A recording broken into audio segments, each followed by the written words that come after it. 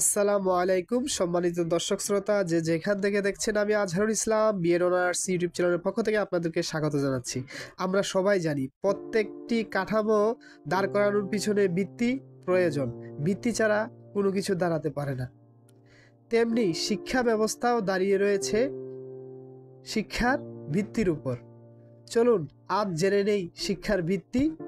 শিক্ষার ভিত্তি বলতে আমরা বুঝি সেই মৌলিক দিকগুলো যেগুলোর উপর একটি শিক্ষা ব্যবস্থা দাঁড়িয়ে থাকে।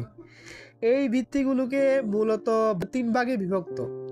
এক, দার্শনিক ভিত্তি, ফিলোসফিক্যাল ফাউন্ডেশন; মনোবৈজ্ঞানিক ভিত্তি, সাইকোলজিক্যাল ফাউন্ডেশন; সামাজিক ভিত্তি, সোসিওলজিক্যাল ফাউন্ডেশন। চলুন এবার জেনে নেই দার্শনিক ভিত্তি, ফিলোসফিক্যাল ফাউন্ডেশন কি, শিক্ষা কেমন হবে, কিভাবে হবে, এর উদ্দেশ্য কি। এসব প্রশ্নের উত্তর আমরা পাই শিক্ষার দর্শনের মাধ্যমে। উদাহরণস্বরূপ আদর্শবাদ, বাস্তববাদ, প্র্যাগম্যাটিজম। এই দার্শনিক মতবাদগুলো শিক্ষার লক্ষ্য নির্ধারণে সহায়তা করে। এবার আসুন আমরা জেনে নেই শিক্ষার মনোবৈজ্ঞানিক ভিত্তি, সাইকোলজিক্যাল ফাউন্ডেশন। প্রতিটি শিক্ষার্থী আলাদা, তাদের শেখার ধরন, মানসিক উন্নয়ন, আগ্রহ সবই ভিন্ন। মনোবিজ্ঞান আমাদের শেখায় কিভাবে শিক্ষার্থীদের মনের গঠন বুঝে তাদের শেখাতে হয়।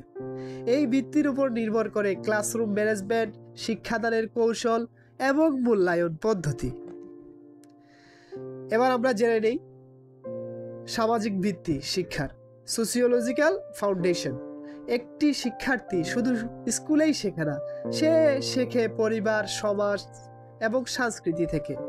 তাই শিক্ষা সমাজের সঙ্গে সম্পর্কিত। শিক্ষা কিভাবে সামাজিক পরিবর্তন আনে, কিভাবে মূল্যবোধ গড়ে তোলে, এই প্রশ্নের উত্তর পাওয়া যায় শিক্ষার সামাজিক ভিত্তির মধ্যে। আশা করি সকলে এই ভিডিওতে শিক্ষার ভিত্তি সম্পর্কে জানতে পেরেছেন, বুঝতে পেরেছেন। সকলকে ধন্যবাদ জানাচ্ছি আমার সাথে এতক্ষণ থাকার জন্য। আর সকলকে আমি অনুরোধ করছি আমার ইউটিউব চ্যানেলটি সাবস্ক্রাইব করে পাশে থাকবেন। ধন্যবাদ সকলকে।